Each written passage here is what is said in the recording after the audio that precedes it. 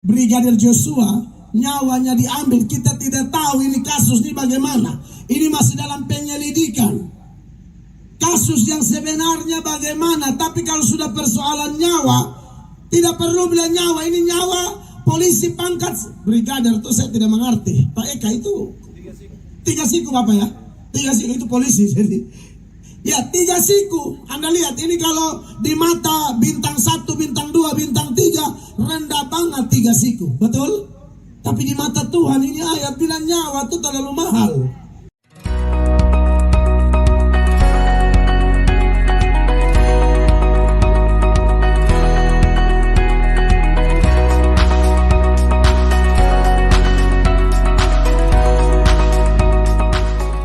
Amin. Beri tepuk tangan yang meriah bagi Tuhan Yesus. Silakan duduk Bapak Ibu jemaat terkasih. Shalom. Puji Tuhan, kita bersyukur bahwa saat ini kita bisa sama-sama sekali lagi di malam terakhir menerima firman Tuhan. Dan pembacaan firman Tuhan terambil dari 1 Yohanes 4 ayat 19.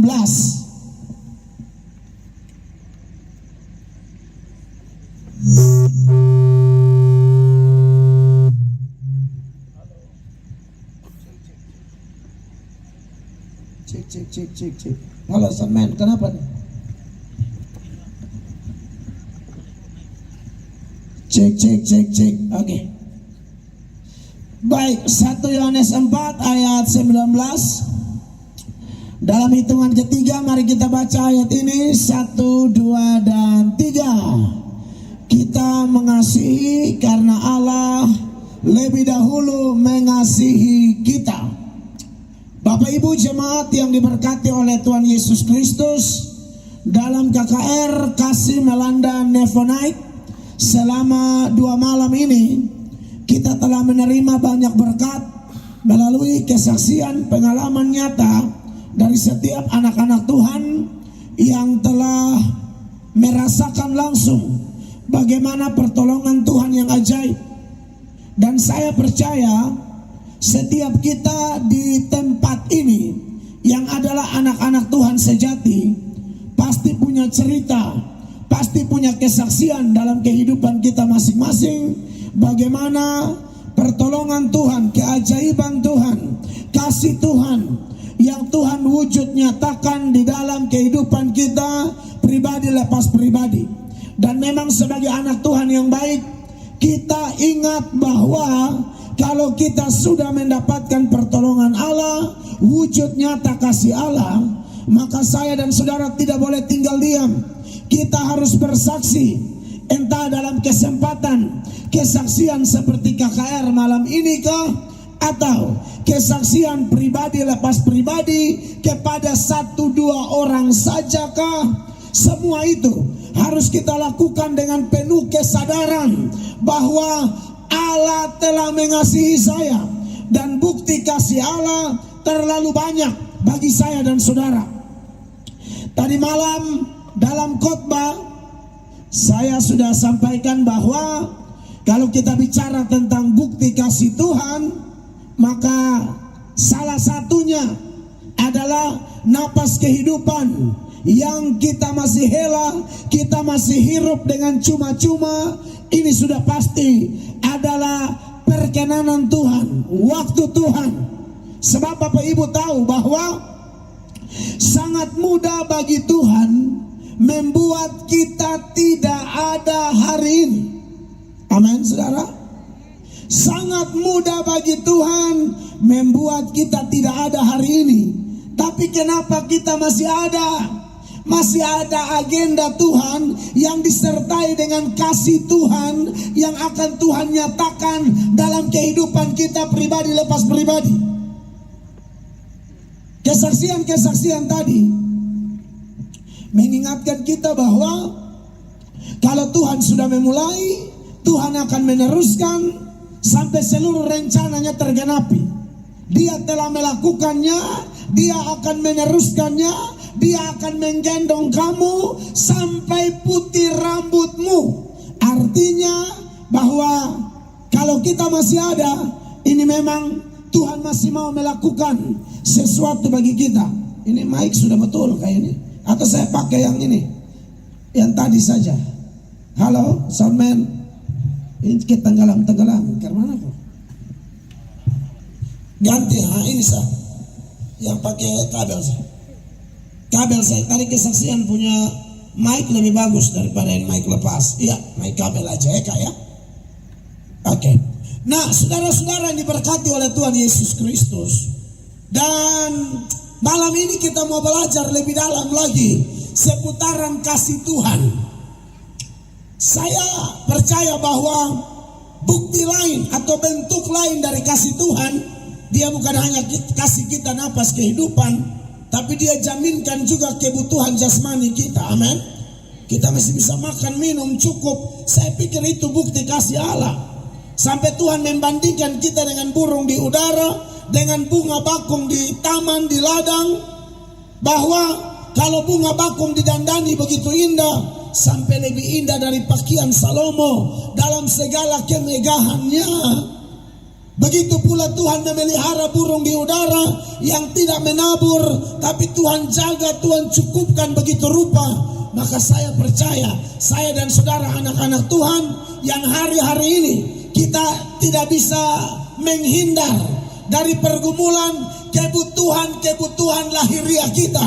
Sebagai manusia, kadang-kadang kita khawatir mau makan apa, mau pakai apa, mau tinggal di mana, bagaimana masa depan anak-anak kita, dan lain sebagainya.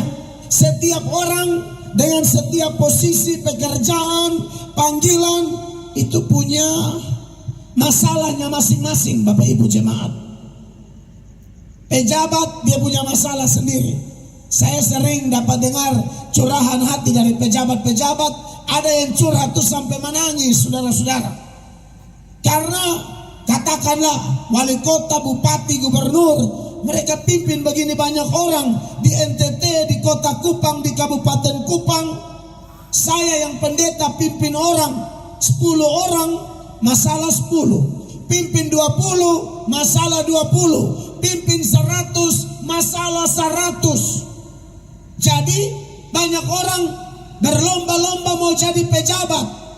Kalau dia mau jadi pejabat misalnya dalam konteks pejabat yang segenap hati melayani Tuhan dan melayani rakyat melalui tugas dan panggilannya, dia akan tahu apa itu pergumulan. Dia akan tahu itu apa yang saya katakan, 10 orang masalah 10, 100 masalah 100. Lain hal kalau dia mau jadi pejabat hanya mau memperkaya diri. Jadi pejabat hanya untuk membuat dirinya sendiri besar tanpa mempedulikan orang lain. Nah itu beda kasus. Dia tidak akan bisa merasakan pergumulan orang lain. Tapi yang saya maksudkan tadi adalah orang-orang yang punya hati. Seperti Musa itu contoh saja. Musa pimpin orang 600.000 sampai hampir 2 juta orang. Sampai Musa stres, Musa menyerah. Musa tidak pernah ada mimpi, ada tujuan. Saya pimpin banyak orang, saya jadi orang nomor 1 supaya saya tambah kaya, saya tambah hebat. Itu tidak pernah ada di pikiran dan hati Musa. Bahkan waktu Tuhan mau panggil dia saja, dia bilang, Tuhan pakai orang lain saja, saya tidak mampu. Makanya saya kasihan kalau orang tidak punya hati seperti Musa, tidak ada dampak apa-apa, lalu dia sorong diri dan ujung-ujung bukan jadi berkat tapi jadi masalah. Sampai saya suka omong, beda pejabat zaman Firaun dan pejabat zaman sekarang. Pejabat zaman Firaun masuk penjara dulu, keluar baru jadi pejabat. Siapa? Yusuf masuk penjara, keluar baru pimpin orang. Dan Yusuf ngerti kenapa dia diproses dalam penjara, difitnah, mengalami segala kesakitan-kesakitan yang luar biasa. Yusuf tahu dapat konfirmasi yang jelas dari Allah, itu demi kepentingan satu bangsa yang besar. Makanya ketika saudara-saudaranya datang ke Mesir, lalu Yusuf memperkenalkan diri Yusuf kepada mereka, Yusuf bilang jangan sesali dirimu, karena mereka sangat menyakiti Yusuf. Saudara-saudara, Bapak Ibu tahu toh, masalah yang paling menyakitkan seseorang di dalam hidup ini saat orang itu masalah dengan orang dekat. Kalau masalah dengan orang jauh kurang efek. Tapi kalau masalah dengan orang dekat, papa anak, suami istri, kakak adik, kawan akrab, pokoknya yang dekat-dekat, itu kalau masalah lukanya luar biasa. Bahkan ada orang yang susah ampuni orang hanya gara-gara dulu dia orang dekat, dia sakitin saya. Tapi Yusuf tidak. Ini orang dekat semua diampuni. Ini kemampuan dari mana? Sesuai nats yang kita baca, Yusuf telah mengalami kasih Allah. Makanya dia mampu mengasihi orang, sekalipun orang yang paling menyakitkan bagi dia. Saudara lihat waktu ketemu itu saudara-saudaranya dalam Kejadian 45, mulai ayatnya yang ke-5, firman Allah bilang begini. Tetapi sekarang janganlah bersusah hati dan janganlah menyesali diri karena kamu menjual aku ke sini, sebab untuk memelihara kehidupanlah Allah menyuruh aku mendahului kamu. Untuk memelihara kehidupanlah. Kehidupan siapa? Kehidupan kalian ini, bukan kehidupan saya. Ini pemimpin luar biasa. Orang yang sudah alami kasih Tuhan dan tahu mengasihi orang lain. Ya.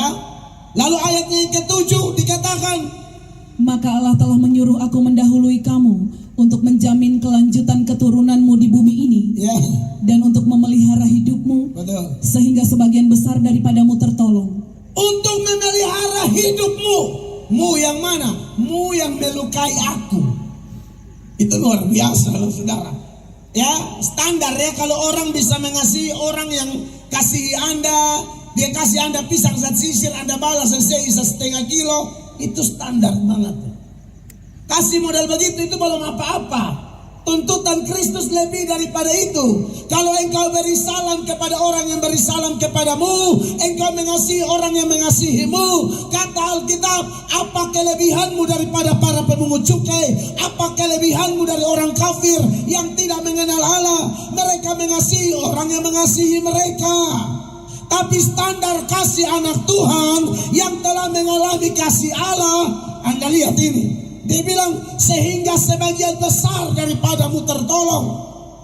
8. Jadi bukanlah kamu yang menyuruh aku ke sini, tetapi Allah. Dialah yang telah menetapkan aku sebagai bapa bagi Firaun, Ya. dan tuan atas seluruh istananya, dan sebagai kuasa atas seluruh tanah Mesir. Lalu Yakub sudah mati, mereka ketakutan, mereka langsung entah benar atau tidak rekayasa. Bilang Bapa belum mati, suruh kami datang kepadamu supaya ya biar kami jadi budakmu juga tidak apa-apa. Kami minta ampun, jangan balas dendam. Itu ada di Kejadian 50 mulai ayat 15. Coba ayat 15 firman Allah bilang begini. Ketika saudara-saudara Yusuf melihat bahwa ayah mereka telah mati, berkatalah mereka, boleh jadi Yusuf akan mendendam kita dan membalaskan sepenuhnya kepada kita segala kejahatan yang telah kita lakukan kepadanya. Iya, karena memang pasti ada sejarah seperti itu kan. Orang suka balas dendam saat sudah punya kuasa, sudah punya power, sudah punya jabatan, sudah punya kuasa. Biasa model begitu. Saya ingat dulu KKR tahun 2011 atau 2012. Kami dan tim KKR di lapangan Polda Nusa Tenggara Timur dengan tema Tuhan Yesus terima beta apa adanya. Waktu itu kalau tidak salah baru selesai pemilihan wali kota. Lalu saya berteriak di sana bahwa ingat pejabat-pejabat yang agama Kristen, tolong teladani Yusuf dulu. Karena memang faktanya ada orang yang dia tuh balas dendam saat dia ada kuasa. Dia lihat orang yang tidak sejalan dengan dia, tidak dukung dia. Lu punya jabatan jadi tidak punya jabatan, non job, kasih pindah sana sini. Sampai ada yang ditempatkan di ruangan Meja pun tidak ada. Ada kursi satu, yang sisa sarang laba-laba. Jadi itu budaya balas dendam tuh. Padahal pejabatnya agama Kristen. Tapi kalau sudah ada power, injak orang, tandang orang, sikut orang, himpit kasih mati orang punya karir. Itu sering terjadi.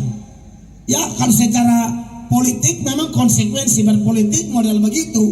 Ya, tetapi anak Tuhan yang sejati, dia punya standar lebih. Standarnya bukan standar kebiasaan berpolitik. Standarnya adalah firman Allah, kasih yang diajarkan oleh Allah. Makanya saudara-saudara Yusuf melihat adanya fenomena itu, maka mereka memperkirakan, Bapak mati, Yusuf balas dendam. Bapak mati, Yusuf injak katong. 16 dan seterusnya. Sebab itu mereka menyuruh menyampaikan pesan ini kepada Yusuf. Sebelum ayahmu mati, ia telah berpesan. Nah, ini tidak tahu benar atau tidak. Saya curiga nih, mereka karang cerita nih. Sebab Yusuf dari awal sudah ampuni mereka sebenarnya. 17. Beginilah harus kamu katakan kepada Yusuf, ampunilah kiranya kesalahan saudara-saudaramu dan dosa mereka, sebab mereka telah berbuat jahat kepadamu. Maka sekarang ampunilah kiranya kesalahan yang dibuat hamba-hamba Allah ayahmu. Lalu menangislah Yusuf ketika orang berkata demikian kepadanya. Ya, ini orang hati luar biasa. Karena kalau dia NTT dia menangis apa? Nonson tahu dia. Orang suka sekali batin kata lah injak dari kepala lu. Tapi Yusuf masih menangis padahal punya power. Orang kedua setelah Firaun bilang apa? Yang membedakan aku dan kau cuma ini tahta, yang lain lu yang urus. Tidak ada satu orang pun melakukan ini dan itu masuk keluar Mesir tanpa seizinmu. Ini betul-betul punya power, punya wewenang. Tapi Anda lihat Yusuf sampai menangis. 18. Juga saudara-saudaranya datang sendiri dan sujud di depannya serta berkata, kami datang untuk menjadi budakmu. 19. Tetapi Yusuf berkata kepada mereka, janganlah takut sebab aku inikah pengganti Allah. Iya, kamu suruh sembah beta lah, beta Tuhan Allah. Nah, kira-kira begitu di bahasa Kupang. Santai sah. Kan dari awal, dari Kejadian 45 ayat 5, 7 dan 8 yang dibacakan tadi, Yusuf sudah bilang jangan sesali diri. Betul kalian melukai saya, tapi Allah kita tuh Allah yang hebat, Allah yang maha kasih, maha kuasa, yang rubah kutuk bisa jadi berkat, merubah keadaan susah menjadi keadaan penuh sukacita. Makanya di ayat 20 sama-sama baca, memang kamu telah mereka-rekakan yang jahat terhadap aku, tetapi Allah telah mereka-rekakannya untuk kebaikan dengan maksud melakukan seperti yang terjadi sekarang ini, yakni memelihara hidup suatu bangsa yang besar. Kamu mereka-reka yang jahat kepadaku, tapi Allah yang maha kasih, Allah tempat aku berharap, tempat aku bersandar, andalanku satu-satunya, paling hebat, merubah kutuk jadi berkat. Makanya anak-anak Tuhan yang sudah merasakan kasih Tuhan, prinsip kita tidak jauh-jauh beda dengan Yusuf nih. Iman kita, pengharapan kita, pengenalan kita akan Allah tidak jauh-jauh beda dengan apa yang Yusuf alami, apa yang Yusuf sampaikan. Jadi saudara-saudara, jangan jadi orang yang dikuasai kepahitan ya. Sebab kita yang sudah mengalami kasih Allah, saya ingatkan bahwa seorang pembunuh itu tidak tunggu Anda kasih racun orang melalui makanan minuman, dia makan minum dia mati baru Anda disebut pembunuh. Atau Anda angkat parang pisau tikam potong dia mati baru Anda disebut pembunuh. Anda benci orang, dendam orang, tidak bisa ampuni orang, Anda pembunuh. Dan tidak ada pembunuh masuk surga. Pernah baca 1 Yohanes 3:15, 1, 2, 3. Setiap orang yang membenci saudaranya adalah seorang pembunuh manusia. Dan kamu tahu bahwa tidak ada seorang pembunuh yang tetap memiliki hidup yang kekal di dalam dirinya. Kekasih-kekasih Tuhan, jadi bicara tentang kasih Allah seperti itu. Saya mulai dengan nats pembuka 1 Yohanes 4 ayat 19. Kita mengasihi karena Allah sudah mengasihi kita. Kita mengampuni orang karena Allah sudah mengampuni kita.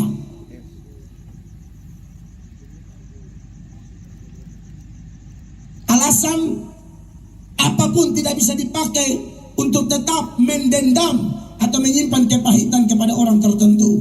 Siapapun dia, lepaskan pengampunan. Kita semua ini orang kotor.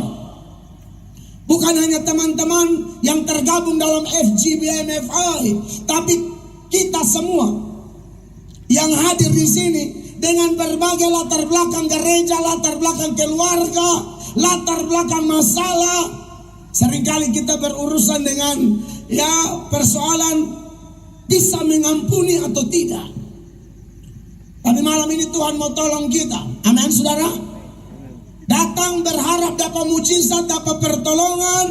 Padahal Alkitab berkata, bukan talinya Tuhan kurang tajam, bukan tangan Tuhan kurang panjang untuk menolong Anda dan saya. Tapi dosa model-model begitu itu menjadi penghambat. Makanya banyak orang rajin berdoa, keliling persekutuan doa A, B, C, D, tim doa A, B, C, D. Tapi dia bilang tidak ada perubahan, begitu terus. Coba cek lebih dalam.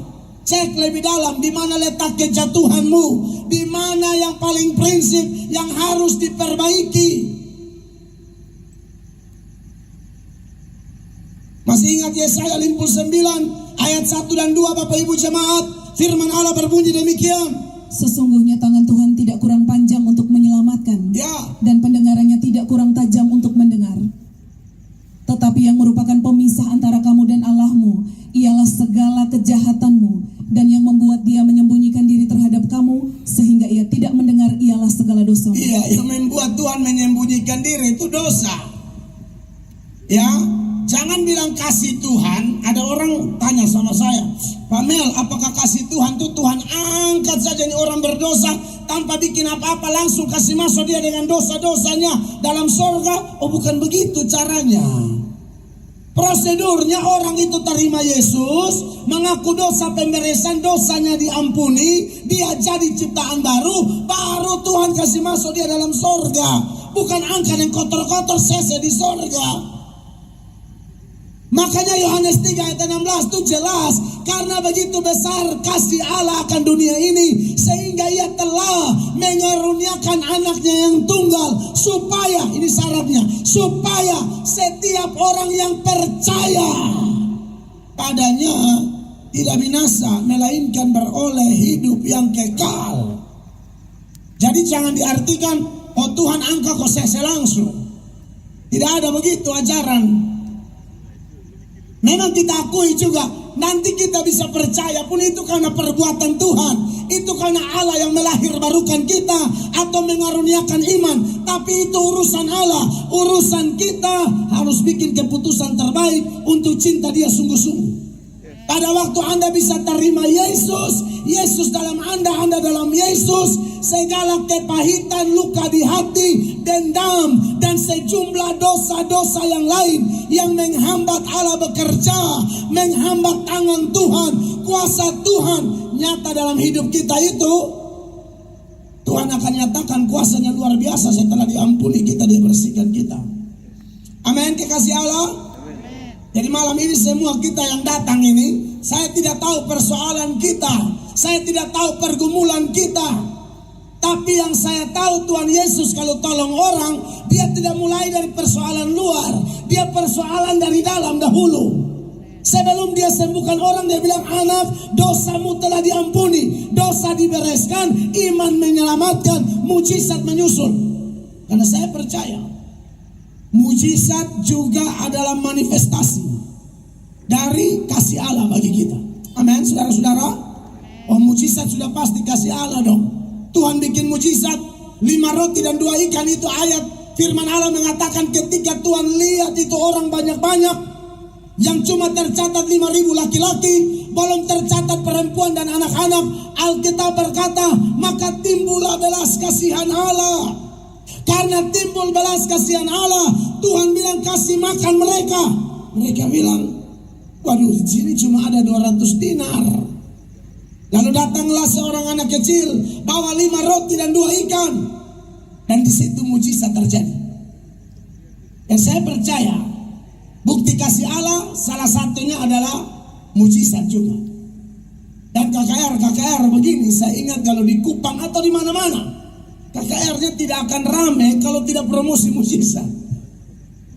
Bahkan saya lihat gereja-gereja sekarang, gerejanya nggak bakalan rame kalau hanya ajar-ajar, khotbah-khotbah, menyanyi. Sana ada mujizat, itu susah rame. Kalau ada gereja tidak ada promosi mujizat tapi rame, saya sebut ini gereja dewasa.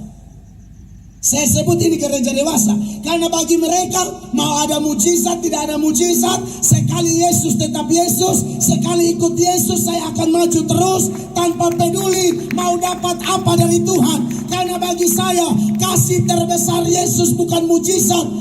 Lumpuh berjalan, buta melihat, tuli mendengar dan lain sebagainya. Mujizat terbesar dia telah melakukannya bagi saya. Dia mati di Golgota, itu lebih dari segala-galanya.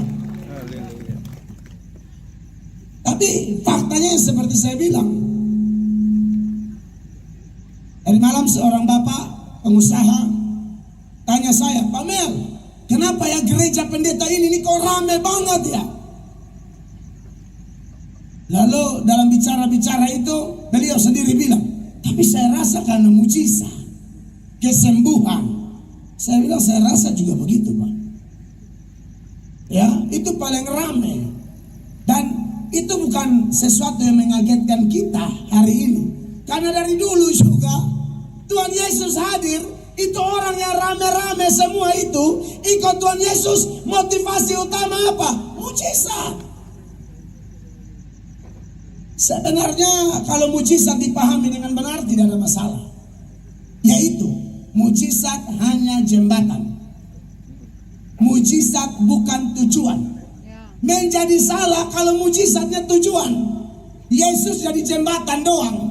Jadi pakai Yesus untuk dapat mujizat. Dapat mujizat buang Yesus. Nah itu bagi orang yang menjadikan mujizat tujuan.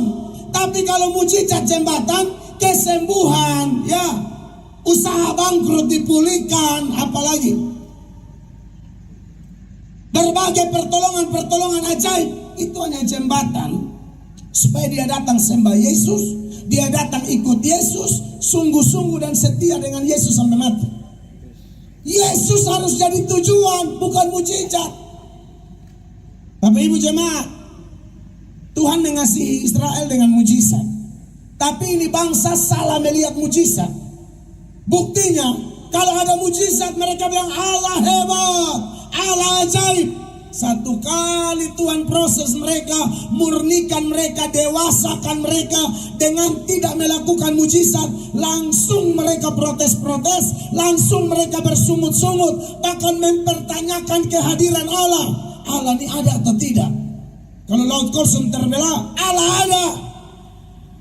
Tiang awan, tiang api, Allah ada. Mana surgawi, Allah ada. Ya.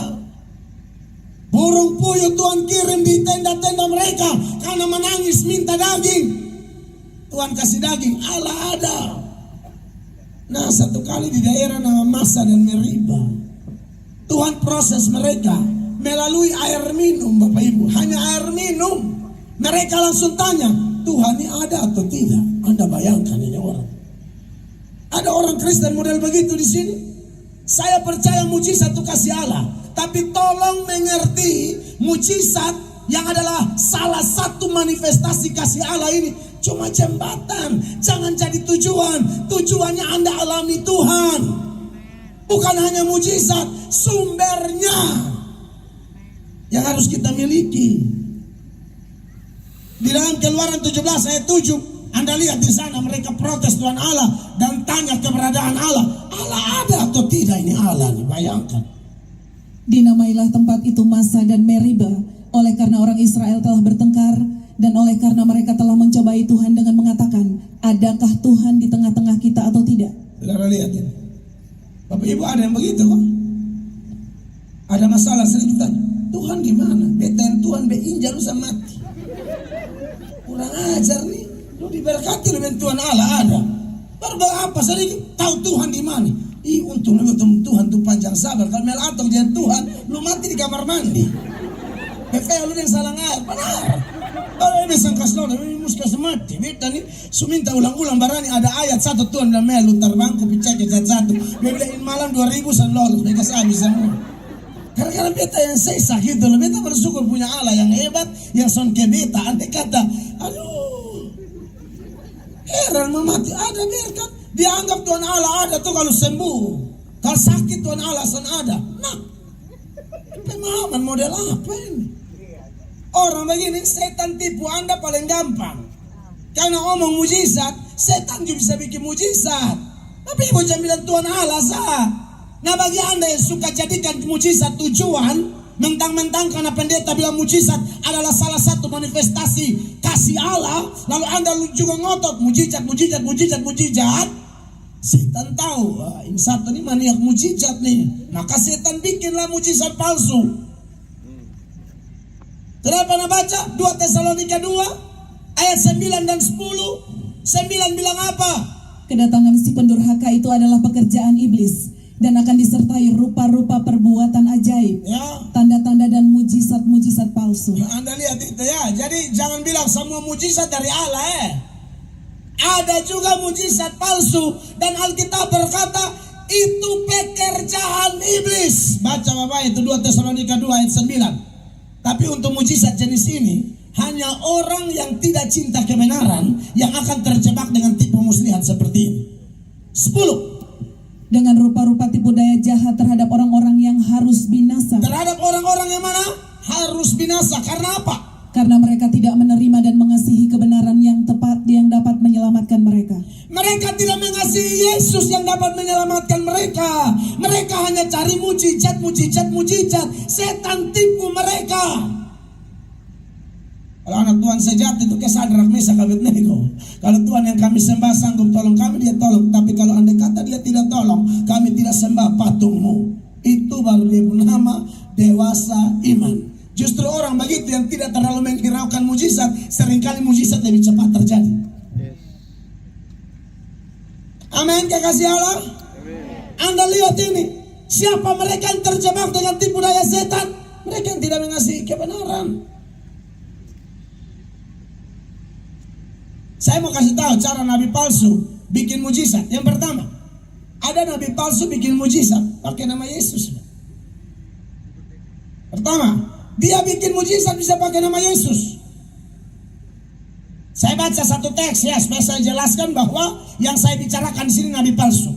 Saudara pernah baca Matius 7 ayat 15-16. Ini bicara tentang nabi palsu, yaitu serigala-serigala yang menyamar seperti domba. Dikatakan demikian. Padalah terhadap nabi-nabi itu yang datang kepadamu dengan menyamar seperti domba, tetapi sesungguhnya mereka adalah serigala yang buas. Jadi konteks ayat ini sedang bicara tentang nabi palsu. Mereka menyamar. Ini perlu saudara tahu supaya kalau Anda baca terus sampai ayat yang saya maksudkan, itu tidak boleh dipenggal teks ini. Yang dibicarakan di sini adalah nabi palsu, bukan orang Kristen sejati. Saya mau memunculkan satu ayat yang terkenal yang sering dipakai oleh pendeta-pendeta tertentu tanpa melihat konteks secara utuh. Dia pikir itu ayat bicara tentang orang Kristen. Bukan, nabi palsu. Langsung 21 sah. 21. Bukan setiap orang yang berseru kepadaku Tuhan, Tuhan akan masuk ke dalam kerajaan sorga, melainkan dia yang melakukan kehendak Bapakku yang di sorga. Ternyata nabi palsu yang adalah serigala yang menyamar seperti domba dan ada dalam gereja, ada dalam KKR, ada dalam persekutuan doa, dan kalau full gospel tidak hati-hati bisa ada dalam full gospel. Paman apa? Ini saya omong pengurus full gospel, ingat ini. Jangan asal terima semua yang masuk full gospel pasti domba. Cek bapak. Logikanya kalau dalam gereja saya bisa ada serigala begini masa full gospel terlalu apa kalau serigala sudah bisa masuk. Amin. Jadi mesti waspada tuh. Saya masalahnya beta omong porsi jelas, penasehat. Nah saudara mau penasehat pakai apa? Kalau bukan firman. Kalau gereja saja ada serigala, masa full gospel bisa lolos? Hati-hati. Sampai dia masuk bukan karena Yesus, kan dia lihat, oh ini kalau rekan bisnis ini connect dan dia ini maju, itu maju, ini maju. Yesus tuh dia geser, dia hanya cari profit. Bisa tidak itu? Bisa banget. Beta bukan kanal full gospel di NTT Kadang-kadang membangun hubungan bukan karena cinta Tuhan, sonde. Ini kayak ya simbiosis mutualisme. Bahkan ada yang bukan simbiosis mutualisme, benalu. Ini bukan ini benalu betul-betul. Kalau simbiosis mutualisme masih saling ini ya. Kalau benalu itu memang garu, jadi dia lebih ke menggaru. Jadi dia ini memang kaskaduk sebenarnya. Ya. Ada ini orang-orang Bataria Tuhan, bahasa Yunani Tuhan itu kurios. Mereka Bataria di sini kurie itu panggil nama Tuhan. Tuhan siapa ini maksud? Tuhan Yesus, nabi palsu, serigala menyamar jadi domba, tapi panggil Yesus Tuhan. Itu bukan sesuatu yang mengagetkan. Tidak semua orang yang panggil Yesus Tuhan itu pasti domba sejati. Jangan terlalu polos jadi Kristen. 22. Pada hari terakhir banyak orang akan berseru kepadaku, Tuhan, Tuhan, bukankah kami bernubuat demi namamu? Iya. Dan mengusir setan demi namamu? Ya. Dan mengadakan banyak mujizat demi namamu juga? Sekali lagi jangan out of context, tetap dalam konteks. Ini nabi palsu, bikin mujizat dalam nama Yesus, namamu. Usir setan dalam nama Yesus. Jadi ini tidak bicara orang Kristen. Bukan bicara orang kayak Paulus atau orang-orang seperti Anda yang sudah terima Yesus dan Anda telah dimeteraikan dengan Roh Kudus yang namamu terdaftar di dalam surga. Bukan itu. Ini nabi palsu. Tapi Anda lihat, usir setan pakai apa? Nama Yesus. Bikin mujizat pakai apa? Nama Yesus. Bernubuat pakai nama apa? Nama Yesus. Gampang banget orang pakai nama Yesus. Sekarang orang tipu orang pakai nama Yesus pun banyak.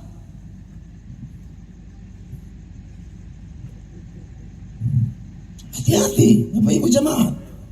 Kadang-kadang kalau sebuah omong kasih nih, orang menjadi seperti polos-polos begitu, tanpa filter, tanpa curiga. Ini dalam kasih jangan curiga-curiga. Andi kalau dapat kode antero tuh bodok. Kau dalam kasih jangan curiga-curiga. Tuhan Allah yang maha kasih, saya cemburu, pikatong yang darkolhuan. Amin. Akhirnya karena usir kan. Jadi nabi palsu pun cara kerja. Nabi kasih tahu jenis nabi palsu lain. Kalau yang ini bikin mujizat pakai nama Yesus, tapi Anda jangan pikir dia masuk surga. Ini penipu berat karena tolak. 23. Pada waktu itulah aku akan berterus terang kepada mereka dan berkata, aku tidak pernah mengenal kamu. Enyahlah daripadaku kamu sekalian pembuat kejahatan. Untuk orang begini Tuhan tidak bilang, dulu aku kenal kamu, sekarang tidak. Bukan. Aku tidak pernah kenal kamu. Saat kali Tuhan kenal orang, dia kenal sampai selama-lamanya. Saat kali dia tidak kenal orang, dia akan pakai ini kata, aku tidak pernah kenal kamu.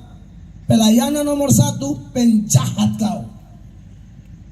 Ya, jadi semua kata orang di sini, panitia, pelayan, full gospel semua. Kalau masih ada yang piara-piara jahat, bertobatin malam. Kalau tidak dalam kegiatan ini hanya show rohani. Tahu-tahu kata orang sendiri masih diperbudak oleh dosa-dosa, harus dilepaskan. Amin, Bapak Ibu jemaat. Amin. Contoh lain. Ada ciri nabi palsu dalam hal bikin mujizat. Kalau ini pakai nama Yesus, ada yang tidak pakai nama Yesus. Dia bisa kasih sembuh Anda, tidak pakai nama Yesus. Tapi tahu dari mana bahwa dia nabi palsu?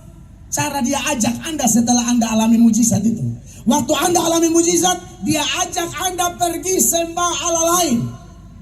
Makanya dalam Ulangan 13, mulai ayat 1, dikatakan demikian. Apabila di tengah-tengah muncul seorang nabi atau seorang pemimpi, dan ia memberitahukan kepadamu suatu tanda atau mujizat. Ya, kalau ada pengajar sesat yang begini, dia omong apa meleset, ada. Sama kayak tim doa dapat penglihatan. Oh, lu nikah di orang Belanda, tahu jadi di orang Keletunan di Nunuk Namat. Ada maksudnya orang-orang Keletunan ini konfat tuh ya. Kalau nunu namat dia agak kesei ya. Kalau bano pisana luneng nunu namat itu, penglihatan bilang bule Belanda. Jadi begini, sei. Nah ini meleset nih. Itu ciri nabi palsu ya. Makanya saya suka pejabat-pejabat dong berdoa sa tim doa dong kadang-kadang lihat doa tim doa tertentu ada yang pas, malah lebih banyak yang meleset. Betul. Pendiri saksi Yehova, dia nama Charles Taze Russell. Penglihatan 2 kali Yesus datang. Dia penglihatan pertama 1900-an awal, as dilihat kedua Tuhan Yesus datang, datang. Maka Anda lihat kalau pendiri sama model begitu, di pun selanjutnya Anda bisa terkas sendiri. Makanya kenapa kita tolak saksi Yehova?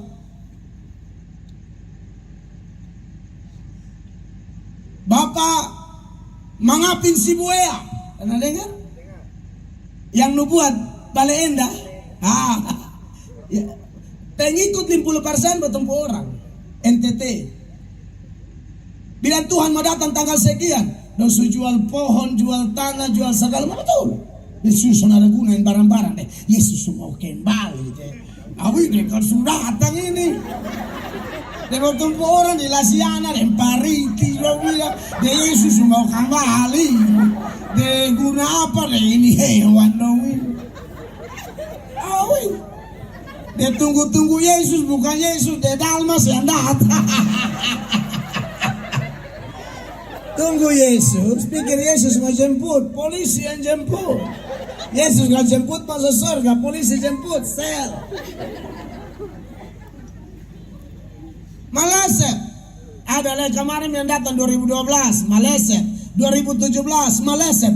Itu nabi palsu. Tak usah tanya macam-macam lagi. Saudara yang bilang, tahu yang begini Anda piulang lah, memang Anda orang yang otak bisa mengerti.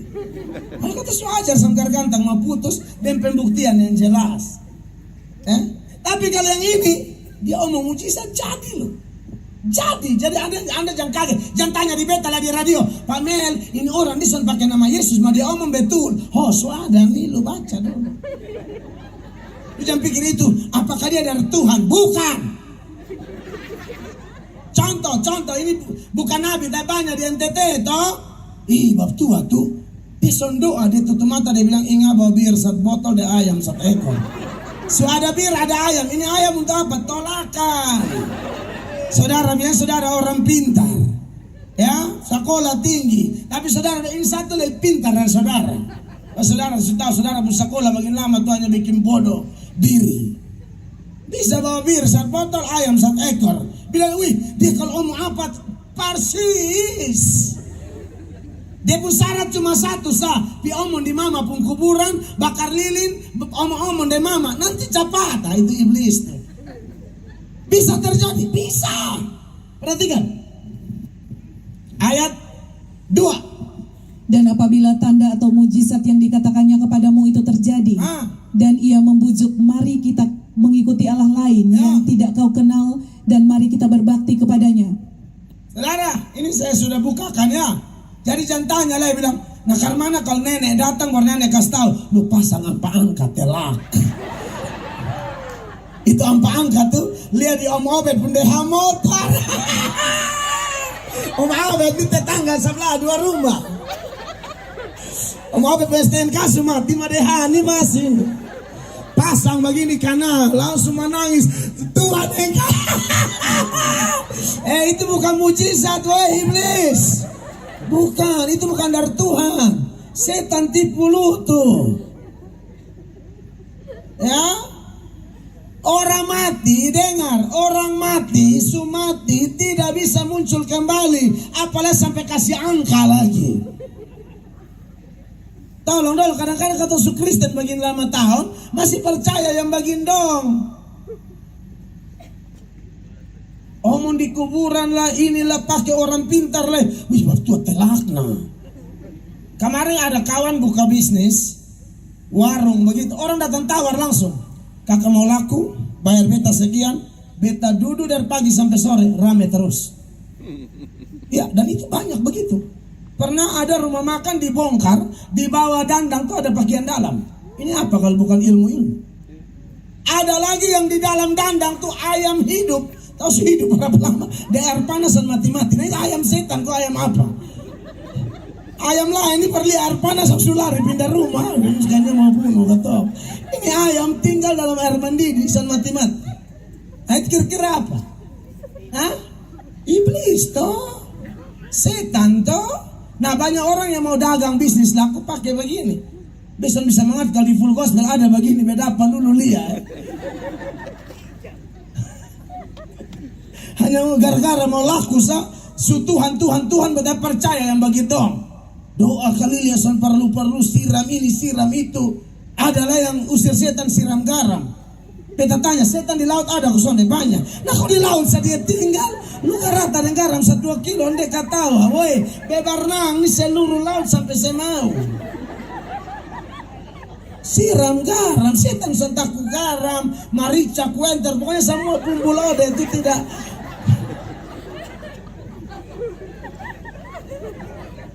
Ada saya manusia dong. Kadang-kadang katong yang notabene Kristen semua nama Joame dari Alkitab. Ma'ana, Miana, Ununa, Suana, Kobusna, Matiusna, Peuna.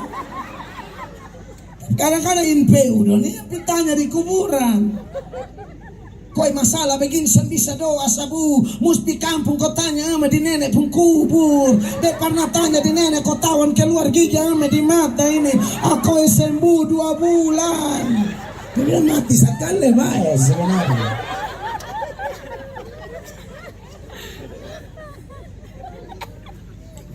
Saudara, ini orang kalau ada yang begini Bapak Ibu, sekarang kita tanya, kenapa ada nabi-nabi palsu kayak begini? Sederhana saja. Tuhan mau uji kita. Sejauh mana kita cinta Dia yang telah lebih dahulu mencintai kita. Anda jangan pikir itu solusi, itu ujian. Tahu dari mana? 3. Perhatikan. Maka janganlah engkau mendengarkan perkataan nabi atau pemimpi itu. Sebab apa? Sebab Tuhan Allahmu mencoba kamu untuk mengetahui apakah kamu sungguh-sungguh mengasihi Tuhan Allahmu. Amen. Dengan segenap hatimu dan dengan segenap jiwa. Amin. Saudara setahu ada pendeta yang ajar benar, doakan Anda sungguh-sungguh, lalu muncul yang kayak begini, disitulah pilihan Anda akan diuji. Pilih tetap mengasihi Allah atau gampang terbawa arus ikutin setan-setan. Jangan 2 kaki, sebentar doa, sebentar pakai. Tuhan ini orang kasihan. Dia omong kasih Tuhan nomor 1, berdapat uji begini sulari. Itu ada tujuan tuh. Jangankan nabi palsu, setan sama si ada sampai ini hari. Bapak Ibu, setan sama si ada. Seorang bertanya kepada saya dengan penuh kemarahan, dia berkata, Pamel, kenapa ya Tuhan tidak tangkapin setan? Kok saya masuk di neraka, terlalu bikin kacau di dunia. Dia bilang, Tuhan itu izinkan setan ada supaya kita diajar bergantung terus kepada Allah. Itu saja. Setan harus tetap ada, ya. Bahkan kadang-kadang KKR begini, ini setan ada iko. Dengar. Saya pikir KKR begini, setan soniko. Beta pernah baca ilustrasi dan beta kait-kaitkan di Alkitab, terasa betul. Ilustrasinya begini. KKR begini, setan dan malaikat ada nonton kan, orang percaya bilang, orang percaya tuh malaikat Allah berkemah kan. Malaikat itu roh, Anda tidak bisa lihat. Orang percaya harus yakin ada malaikat di sekitar kita. Tapi Anda juga tahu, malaikat kerja, setan juga kerja. Jadi ada orang yang coba bikin ilustrasi. Dia bilang, setan dan malaikat ikut KKR. Lihat orang menyanyi, oi, melompat, pukul tangan, angkat tangan, rentangkan tangan, lancang depan. Dia susah pakai baris berbaris. 17 Agustus. Lalu malaikat ada pantau lihat ke depan anak dong kau mau jaga. Tapi setan ini ketawa ke olok. Setan ketawa terbahak-bahak melihat beberapa orang yang juga bersemangat. Lalu malaikat tanya sandia, setan. Lu bukannya stres kalau lihat orang pada nyanyi-nyanyi. Lalu setan yang begini, Kak, malaikat. Asal lu tahu ya, kita tahu ini beberapa orang. Mereka tuh 2 jam dengan Tuhan, 22 jam dengan saya. Habis KKR yang bersinah lagi. Habis KKR yang selingkuh terus. Ya, masih WA. Kadang-kadang ada KKR tapi di WA dia selingkuh. Posisi selingkuh balas pososo.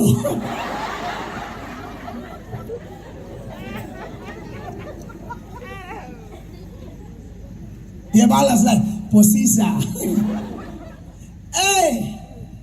Setan ketawa.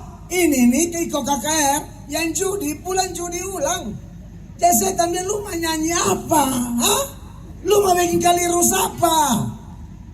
Yang lelhanak tetap lelhanak, yang judi tetap judi, yang putar balik tetap putar balik. Besok omong sampai usaha pedagang loh. Kalau jual barang mana be aja. Saudara, kadang-kadang saudara banyak su ikut Tuhan tapi penipu loh. Begini, saudara jual barang, saudara ame dengan 50.000. Saudara lepas di pasaran 100.000, boleh dong. Orang hanya pedagang gila, saya yang pedagang sudah dapat untung kan. Lepas dengan berapa? 100.000. Pembeli datang tawar. Ini barang berapa? 100.000. Weh, kas kurang 85. Weh, jangan kakek, betul ame sana 90 nah. Dengar, dia sudah tahu. Tuhan Allah tahu. Lu ame yang 90 dari mana? Ada lagi. Ada yang dia bermain cantik, ame dari 50 lepas dari 100, orang tawar 85 dengan begini. Batasan ontong nih. Jadi kau mau tahu misalnya 85 makanan toh yang beli jadi. Sudah yang son ontong jadi kasih tas balas itu. Yang son enak potong kanal. Lu bilang apa? Son ontong. Hah? Dia son tahu, Tuhan Allah tahu. Lu ame dari 50, lu lepas yang 100 tujuan untung 50. Orang tawar 85 lu lepas dengan bilang modal 85, tipu kau untung 35. Jadi dia jawaban yang pas karena mana sini kalau mau bertobat sungguh-sungguh pebisnis dan dengar ini yang mau tembing kotorin panggung dan bersaksi berson bertobat sungguh-sungguh. Sorry bemu somong. Saudara tahu beta sudah dulu lah. Caranya begini. Ame 50, jual 100, orang tawar, saudara dia tawar sampai bilang 85, dia bilang sorry, itu harga kau harus tetapkan begitu. Nah itu lebih aman. Kau tipu di mana? Harga katong tetapkan begitu. Kalaupun saudara buka 185, tak sama macam-macam leh, bungkus selesai. Daripada dosa. Bikin apa saya bersaksi hanya gara-gara satu dua kata, satu dua trik. Karena firman Allah itu prinsip begini. 10 hukum, bikin 9, satu salah semua. Yakobus 2:10. Supaya tahu ajaran yang benar. Perhatikan. Sebab barang siapa menuruti seluruh hukum itu, tetapi mengabaikan satu bagian daripadanya, ia bersalah terhadap seluruhnya. Betul. Saudara mau begitu? Capek-capek bekerja hanya gara-gara tipu sepotong, Tuhan hapus dari nol. Bikin baru le. Lah baik jaga bapak ini hati. Karena kita bilang jagalah hati dengan segala kewaspadaan, karena dari situlah terpancar seluruh kehidupan. Amin. Wenyong dong kalau mau dia orang puana nona tanya kerja di mana langsung kasih tahu jelas lu apa. Grab bilang Grab. Jangan kerja di mana? Di Bank NTT. Di bagian pokoknya yang paling muka. Padahal di muka ini memang Grab semua gitu loh. Hanya di muka Bank NTT kan lu putar gitu loh.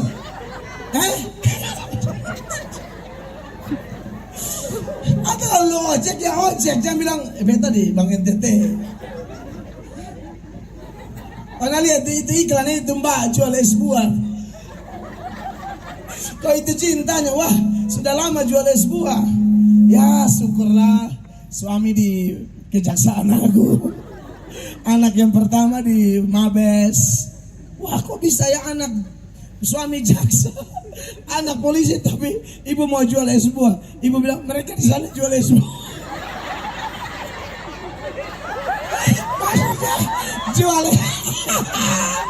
jual es buah di komplek kejaksaan aku. Jadi begini, maksud. Makanya dulu beta metua nih beta nyatakan cinta dia respon kan. Tapi my Tuhan tidak pernah lihat rumah saya.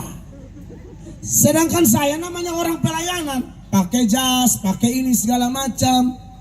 Walaupun lebih banyak RB sebenarnya. Saya jadi pikiran gitu loh, aduh ini kalau dia tahu rumah saya bagaimana ini. Maka dengan memang jujur itu harga mahal ya. Ini pergumulan ini kasih tahu atau tidak, kasih tahu atau tidak. Saya punya firasat ini tahu langsung putus. Jadi akhirnya ya sudahlah. Saya dengan dia, beliau juga pakai beliau motor, saya tidak ada motor juga. Jas lengkap, gaya mata tahap, mau lampu 2. Manang di gaya, betul kalau yang pelayanan sahab.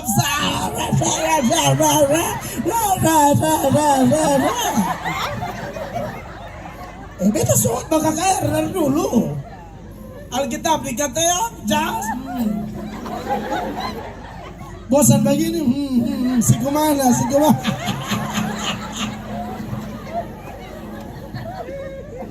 Waduh, beta pikiran nih. Akhirnya beta bilang, Nona kapan-kapan pergi rumah. Nona sampai di rumah tuh Nona lihat, saya pun kamar tuh tidak ada pintu. Hanya kain biru, kayaknya tuh kain masih yang sama. Jujur, beliau mau ancar-ancar, daripada beta tipu kan. Banyak memang Nona aja lihat becas, lihat kenyataan dan cas tuh hanya tuntutan pelayanan. Aslinya hanya kain pintu saja, tidak ada pintu, tidak ada. Beliau lihat kiri kanan, orang pun rumah pakai semen licin. Keramik sudah terlalu hebat, semen licin aja hebat. Itu mas tanah kayak begini, air cuci pirang sisa tuh. Siram kok jambal abu kan, sambil menyanyi Roma Irama bulan. Begadang jangan begadang.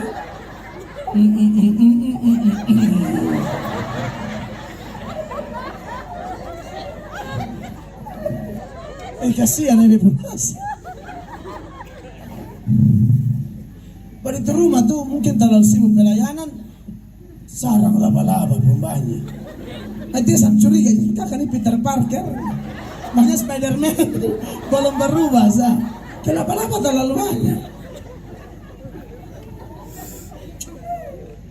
Puji Tuhan tapi istri ini bagus. Dia mengasihi saya bukan karena ada apanya, apa adanya. Kalau ada apanya, saudara apa? Sampai dari Mas Setia, anak suampat. Kalau iko sampai takkan besubawa oto mewah, becuriga sampai hanya mau lebih foto. Stephen Tong pernah ngomong itu. Kalau ada perempuan cari orang kaya, jangan sampai dia mau nikah dalam kekayaan, bukan lu. Kalau ini mau nikah dalam apa? Pintu saudara. Makanya kita hormat sekali ibu istri ini. Mau ada apa? Makanya nona, lu lihat laki-laki tolong banyak berdoa. Laki-laki kurang ajar dan om begini tahu diri. Sampai som begini, dia akan tetap miskin. Bukan itu maksud saya. Lu juga som begini lu kayak bebela selalu kok hanya duduk pemalas menghayal dapat dia anak 12. Iya, lu kerja apa sama ngajuang sedikit. Karena ada tuh anak-anak muda yang salah mengerti. Betul pengalaman saya begitu dengan istri. Tapi istri tahu semangat pelayanan saya.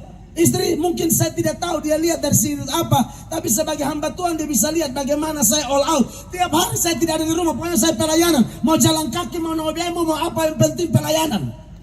Makanya kalau gereja Tuhan yang saya pimpin hari ini ibadah banyak-banyak, itu bukan karena saya paksa umat. Saya sudah melakukannya. Saya latih umat yang mau dipimpin oleh saya. Harus rajin ibadah. Jangan jauhkan diri dari pertemuan-pertemuan ibadah.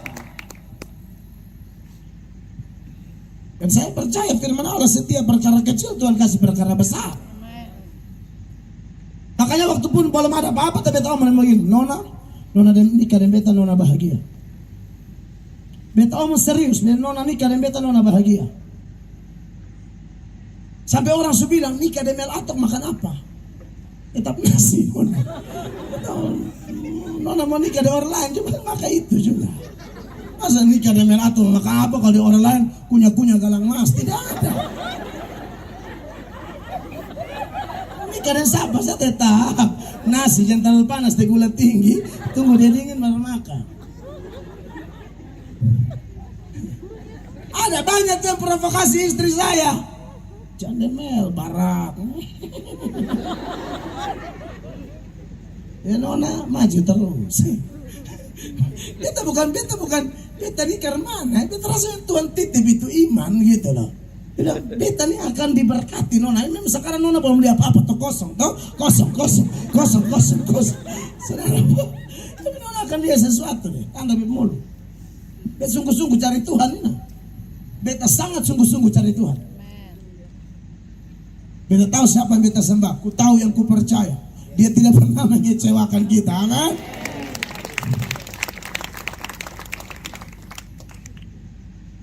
Karena bukti kasih Tuhan, Tuhan bilang, burung di udara saya piara, apalagi kau.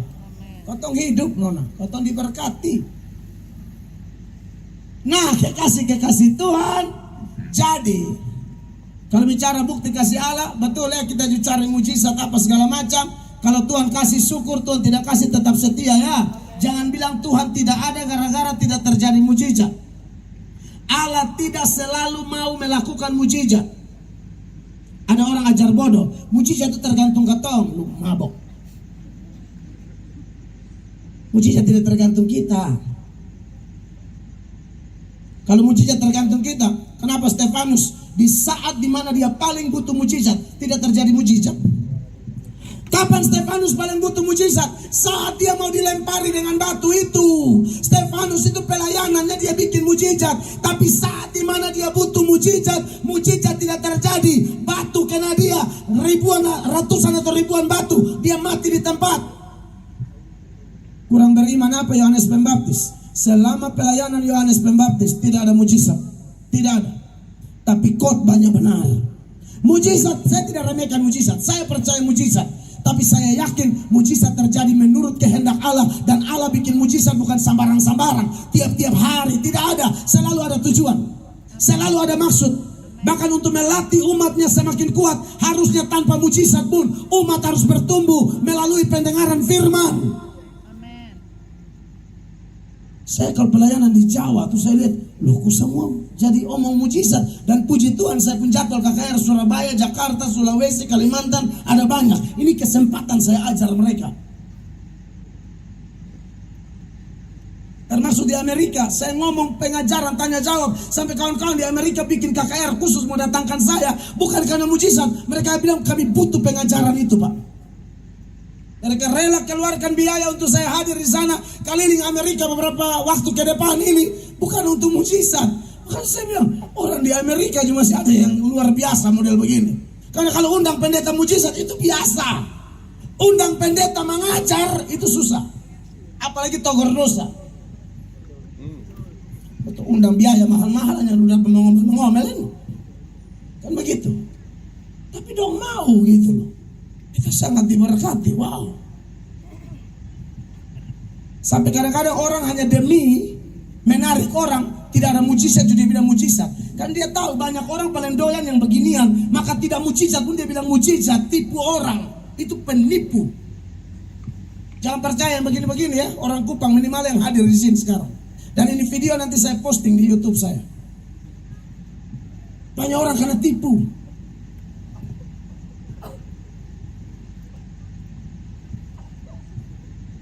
Jadi kekasih Tuhan, kalau memang mujizat tergantung iman, kurang beriman apa Stefanus? Kurang beriman apa Yohanes Pembaptis? Yohanes pasal 10 mulai ayat 41 dikatakan demikian. Banyak orang datang kepadanya dan berkata, Yohanes memang tidak membuat satu tanda pun. Yohanes itu selama pelayanan tidak ada mujizat ya. Tidak pernah doakan orang sakit sembuh. Dia berkhotbah baptis orang. Tidak pernah orang lumpuh berjalan dalam pelayanan Yohanes. Makanya dikatakan Yohanes memang tidak membuat satu tanda pun. Tetapi semua yang pernah dikatakan Yohanes tentang orang ini adalah benar. Tapi khotbah Yohanes itu benar. Makanya pertobatan massal, orang dari Yudea, dari mana datang baptis. Karena apa? Pengajaran Yohanes benar. 42, banyak orang percaya Yesus tuh. Dan banyak orang di situ percaya kepadanya. Gara-gara apa? Tanda mujizat? Tidak. Khotbah Yohanes. Bahkan ada orang yang gara-gara mujizat dia percaya Tuhan. Dia percaya Tuhan, tapi Tuhan tidak percaya dia. Anda mau lihat ayatnya? Yohanes 2 mulai ayat 23. Dan sementara ia di Yerusalem selama hari raya Paskah, banyak orang percaya dalam namanya karena mereka telah melihat tanda-tanda yang diadakannya. Orang-orang ini percaya kepada Yesus karena apa, Bapak Ibu? Karena mereka melihat tanda-tanda yang diadakannya. Orang model begini, dia bilang dia percaya Tuhan, Tuhan tidak percaya dia, Tuhan tidak percayakan diri Tuhan kepada dia. 24. Tetapi Yesus sendiri tidak mempercayakan dirinya kepada mereka karena ia mengenal mereka semua. Sudah paham Bapak Ibu ya? Nabi kasih tambah data lain. Orang yang hanya cari mujizat, tidak cari Yesus, tidak ada mujizat, dengar khotbah keras langsung mundur. 25 dulu. Dan karena tidak perlu seorang pun memberi kesaksian kepadanya tentang manusia, sebab ia tahu apa yang ada di dalam hati manusia. Iya, makanya dia tidak percayakan diri ini orang. Dia tahu dia buah hati. Dia tidak cari saya. Dia hanya cari berkatnya saya. Dia cari hanya mujizatnya saya, kata Tuhan. Saya tidak akan kasih saya ke dia.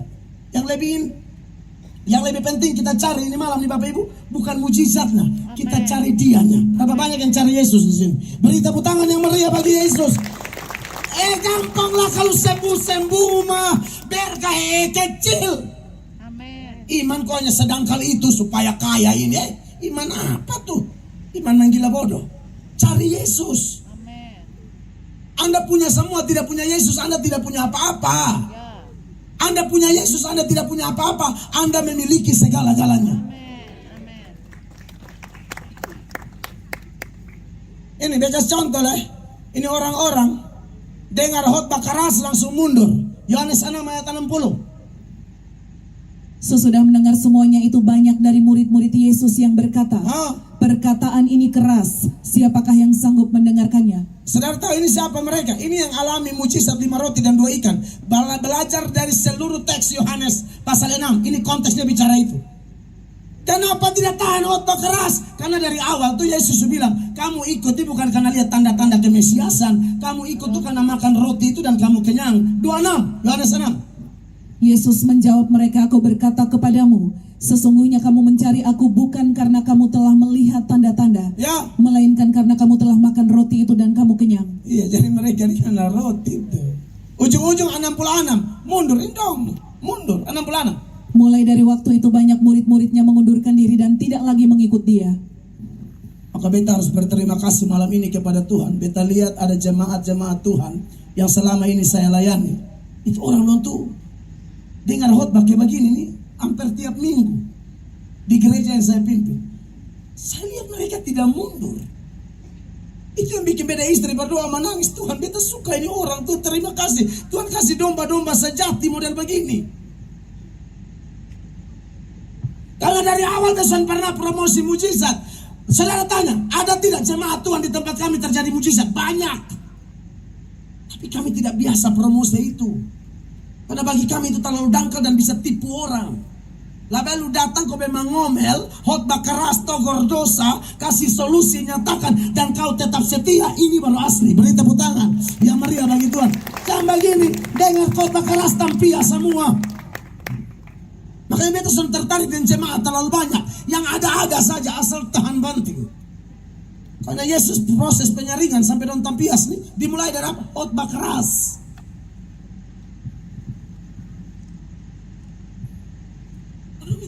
Jemaat berapa ada yang 10 tahun, ada yang berapa tahun ikut dukung saya, ikut Tuhan tapi dukung melalui pelayanan kami. Itu dari gereja WC mas lubang kiri kanan, tidak ada pagar, jemaat sedikit, kambing lebarnya kadang-kadang kan di hari kambing yang masuk. Lalu apalagi plafon tidak ada, ibadah panasnya luar biasa. Kita menabur sama-sama, berkorban sama-sama sampai ini hari. Saya masih dapat yang setia-setia. Aduh, ini keren. Doa kadang-kadang ingat mereka baru menyanyi lagu, tapi otak Tuhan Bapi mereka saya cuma nangis tengah mati. Itu baru jemaat. Itu baru pengikut Kristus. Kalau ikut-ikutan, goncangan sedikit kabur, tidak ada mujizat kabur, tersinggung sedikit kabur. Jemaat Tuhan di tempat saya yakin mereka tersinggung ulang-ulang. Dan ini khotbah saya mainkan ini bukan main-main gila. Saya yakin mereka tersinggung ulang-ulang.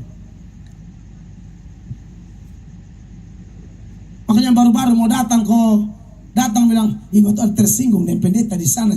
Batu mau Pak Mel. You yakin mau di sini? Kok di sana bikin tersinggung karena mana? Soalnya dia kayak karena mana kok? Nabi bilang, wih di sini nih kayaknya lebih banyak. Dia lebih, beta bukan mau cari jiwa, Nabi bilang, lebih kembali sana daripada di sini kok. Di sini pun cara kerjaan nih berat.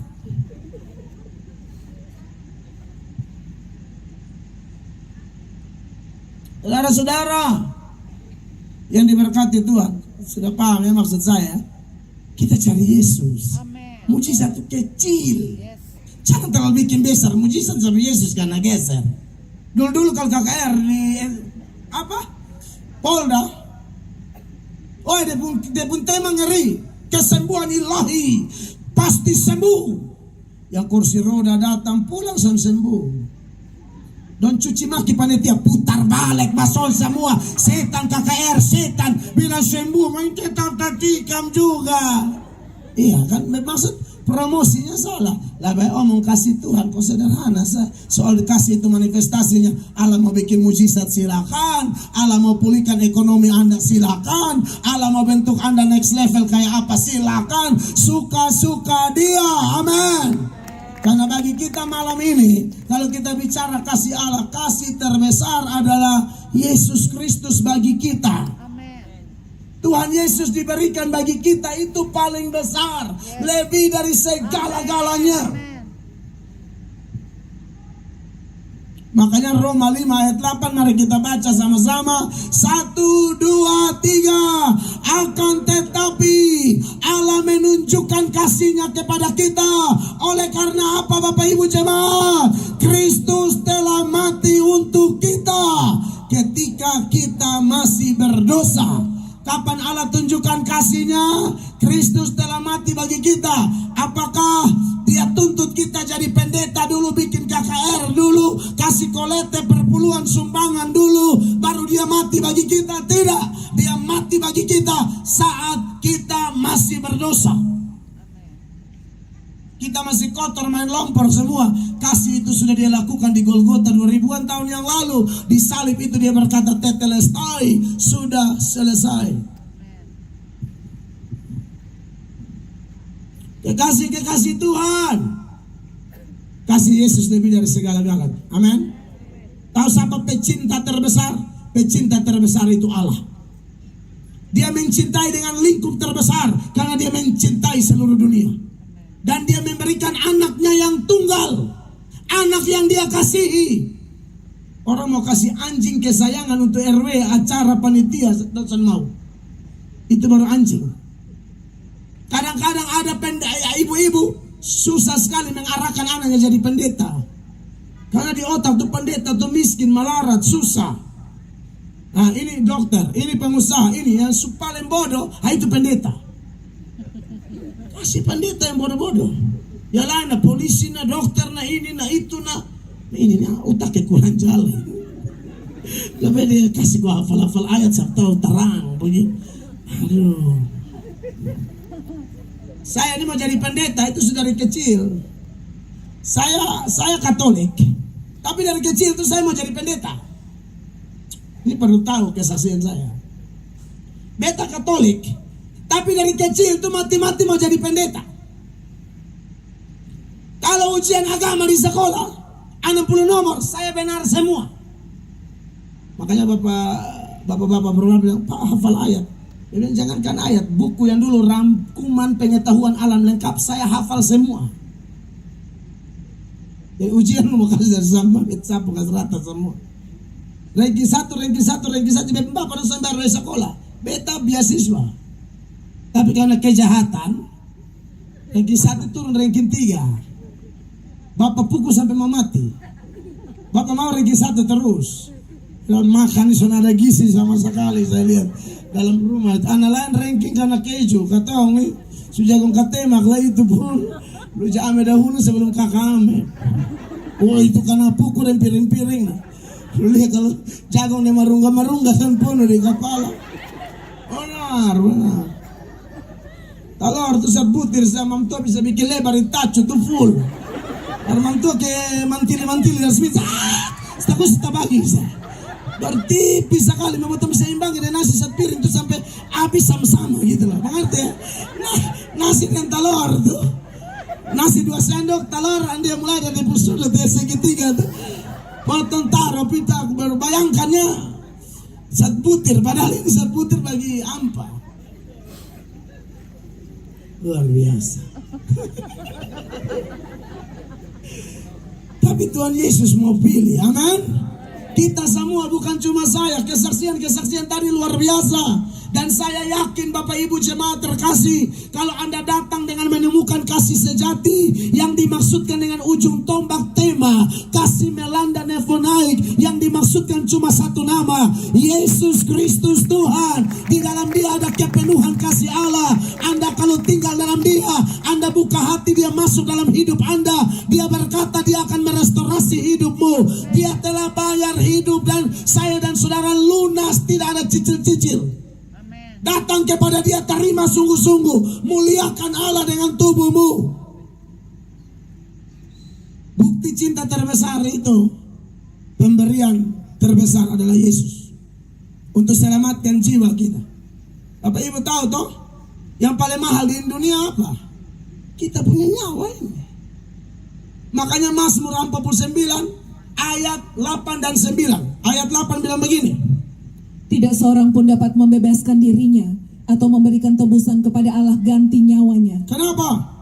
Karena terlalu mahal harga pembebasan nyawanya dan tidak memadai untuk selama-lamanya. Iya. Saudara, karena terlalu mahal harga pembebasan nyawanya dan tidak memadai untuk selama-lamanya. Makanya kalau kita lihat, kalau ada kasus pembunuhan seperti yang sekarang, Brigadir Joshua, nyawanya diambil, kita tidak tahu ini kasus ini bagaimana. Ini masih dalam penyelidikan. Kasus yang sebenarnya bagaimana, tapi kalau sudah persoalan nyawa, tidak perlu bilang nyawa, ini nyawa polisi pangkat brigadir itu saya tidak mengerti. Pak Eka itu 3 siku Bapak ya. 3 siku itu polisi. Jadi ya 3 siku. Anda lihat ini kalau di mata bintang 1, bintang 2, bintang 3 rendah banget 3 siku. Betul? Tapi di mata Tuhan ini ayat bilang nyawa itu terlalu mahal. Anda lihat saja kasus Penkase sampai hari ini masih heboh karena ada nyawa. Sudah kalau urusan dengan nyawa itu tidak bisa, saudara-saudara. Makanya persoalan Brigadir J, kalau kita lihat sekarang di TikTok, media sosial, tidak tahu ini ujungnya di mana. Kita berdoa buat Polri supaya jangan hanya gara-gara masalah ini reputasi Polri menjadi korban. Kita berdoa yang terbaik, Tuhan buka jalan. Ini polisi tembak polisi di rumah polisi, ya. Yang mati CCTV. Kan begitu saya lihat di TikTok. Ada polisi tembak polisi di rumah polisi, ditangkap polisi, diadili polisi, tapi yang mati CCTV. Itu di TikTok, ya, karena CCTV kita tahu ada bermasalah toh. Ada lagi nih, dia punya pengacara nih, siapa, Simanjuntak. Ini orang pun nama. Kamarudin Simanjuntak. Bilang ada CCTV yang disambar petir. Aku juga bilang sonde lah, jadi petirnya harus ditanyai juga. Diselidiki ini sambar kapan. Itu bahasa-bahasa sindiran sebenarnya. Tapi terlepas dari itu semua, kehilangnya nyawa Brigadir Joshua bikin heboh satu dunia loh. Ini bukan cuma di Indonesia, dunia. Apalagi Indonesia. Sampai masyarakat yang kecil-kecil, ibu-ibu juga. Sekarang TikTok mulai tanya, di mana itu? Ini ibu-ibu siapa? Kalau saya pribadi seputaran Brigadir Joshua ini urusan kita berdoa saja. Tapi dengan hilangnya satu nyawa bikin heboh, lalu kita kaitkan dengan Alkitab. Memang Alkitab berkata nyawa itu terlalu mahal. Makanya dari awal Tuhan sudah bilang, siapa yang menghilangkan nyawa orang itu harus dihilangkan. Di dalam Kejadian 9 ayat 6 itu dikatakan apa di sana? Siapa yang menumpahkan darah manusia, darahnya akan tertumpah oleh manusia. Sebab apa? Sebab Allah membuat manusia itu menurut gambarnya sendiri. Itu dia, makanya nyawa itu terlalu berharga. Yesus datang ke dunia itu untuk bayar nyawa. Amin. Harga nyawa itu terlalu mahal sekali.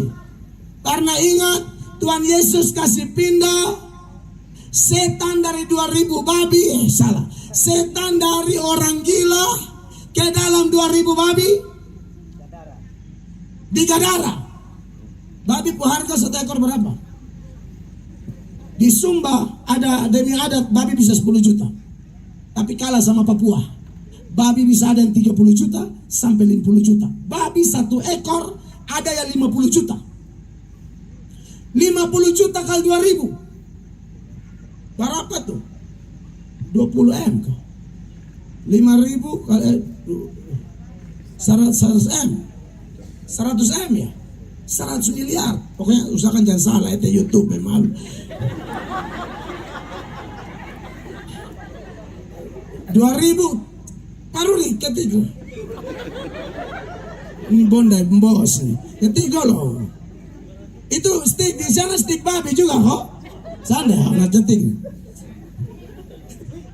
2.000 kali 50 juta. 100 M. Saya tidak bilang nyawa manusia 100 M. Tapi kalau itu orang gila dalam konteks sekarang, lalu pakai standar harga babi di Papua yang ada satu ekor 50 juta kali 2.000 100 M. Untuk bayar nyawa satu orang gila. Orang mengong loh. Bayangkan Anda punya 100 M dan punya keluarga gila seperti ini. Lalu Anda disuruh oleh Tuhan memilih. Sekarang Tuhan uji Anda, lu pilih mana?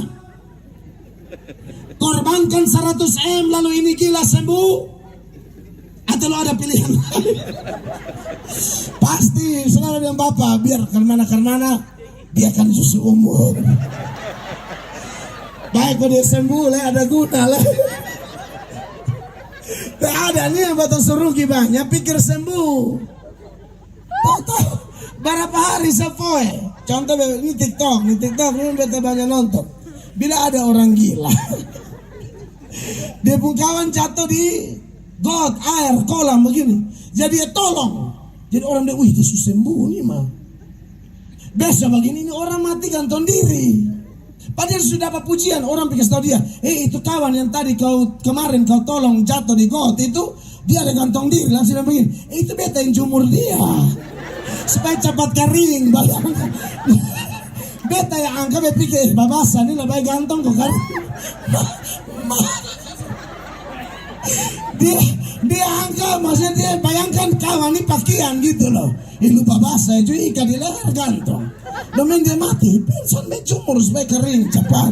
Kering apa orang semua mati itu. Nah ini ke orang gila begitu nih, Anda jangan pikir sembuh. Nah mungkin gara-gara fenomena ini pasti orang lebih pilih 100 M dong.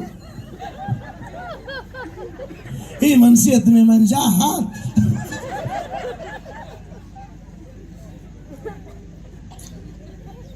Dan maksud saya gini, Anda lihat Tuhan Yesus pun cinta. Dalam itu cerita tuh orang makin ancur Tuhan Yesus loh. Pemilik babi anggap Tuhan Yesus pengaco, lu korbankan potong babi-babi hanya untuk mengong satu. Tapi di sisi lain, disitulah cara Tuhan Yesus melihat harga nyawa orang. Makanya saudara, kenapa nyawa kalau hilang tuh pasti heboh, gempar. Lu mau bikin karmana seakan ketahuan. Siapapun pembunuh, lu mau bikin bagaimana saja pasti akan ketahuan.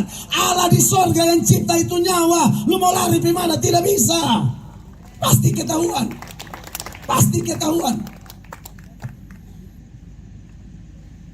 Jangankan bilang 100 M. Seluruh dunia punya kumpul kekayaan, tidak bisa bayar nyawa kita Bapak Ibu. Matius pasal 16 ayat 26. Perhatikan firman Allah. Apa gunanya seorang memperoleh seluruh dunia tetapi kehilangan nyawanya? Perhatikan. Dan apakah yang dapat diberikannya sebagai ganti nyawanya? Punya seluruh dunia, kehilangan nyawa. Seluruh dunia ini kekayaan emas, perak, dolar, pound sterling, mutiara, intan, permata, apapun itu tidak bisa membayar satu nyawa. Saya dan istri pergi khotbah di Freeport. Lalu mereka bilang di Freeport itu sama kayak di sorga. Kalau itu jalan yang batu-batu semua itu mengandung emas semua. Yesus jalan di atas emas. Tapi waktu ada kecelakaan tahun berapa? 2003 kalau tidak salah, 2013. Saya punya kawan satu, dia salah satu yang lolos. Dia bilang waktu lolos itu saya ingat bahwa memang nyawa itu lebih penting dari semua. Kerja harga tinggi, tapi waktu goncangan gempa, kan itu bukit-bukit itu kan lorong-lorong di dalam semua. Itu goyangan sehabis. Gaji tinggi. Saya tanya, saya dan istri dibawa kepada dalam-dalam, sampai di underground, sampai yang paling tinggi, sampai yang underground, sampai gereja paling rendah di dunia mungkin. Berdempetan dengan masjid. Sampai di sana, dapat lihat ini semua, lalu dia bilang, Pak, per hari di tempat ini menghasilkan 300 M satu hari. 300 M satu hari. Urus mas tuh. Saya dapat batu besar begini, ini ada emas. Tapi belum titis sampai sekarang. Besar begini. Tapi itu kalau ada sana saya harus pakai surat pemeriksaan ketat sama kayak masuk Amerika, masuk Freeport. Tapi mereka bilang pada waktu gempa lolos, terjepit, nyawa lolos. Bilang, di situ tahu loh, nyawa lebih mahal. Dan Yesus omong betul. Dan Yesus datang mati di Golgota sebagai bukti terbesar kasih Allah untuk bayar nyawa kita. Amin. Dan Anda yang belum tahu, saya kasih tahu ini malam, kamu sudah dibayar lunas. Kalau kamu masih pakai tubuhmu menyakiti dia, bertobat. Sebagai ayat penutup, saya mau berdoa buat Anda. 1 Korintus 6 ayat 20. Sama-sama baca 1, 2, 3. Sebab kamu telah dibeli dan harganya telah lunas dibayar. Karena itu, muliakanlah Allah dengan tubuhmu. Masih ada yang pakai tubuh untuk menyakiti dia? Jangan, stop sudah. Stop sudah. Sadar sudah, engkau terlalu mahal. Pulang lihat di cermin, seperti saya kalau lihat cermin saya sering berkata, Mel Atok engkau spesial di mata Yesus. Mel Atok Yesus datang untuk bayar engkau. Mel Atok engkau berharga. Tolong hargai dirimu sendiri, karena Tuhan sangat hargai engkau. Stop pakai itu tubuh untuk kelaliman. Stop pakai itu tubuh untuk kenajisan. Stop pakai itu tubuh menyenangkan setan. Datang pada Yesus malam ini. Dia akan jamah pulihkan engkau dan saya. Beri tepuk tangan yang meriah bagi Tuhan. Semua pemusik ada di depan.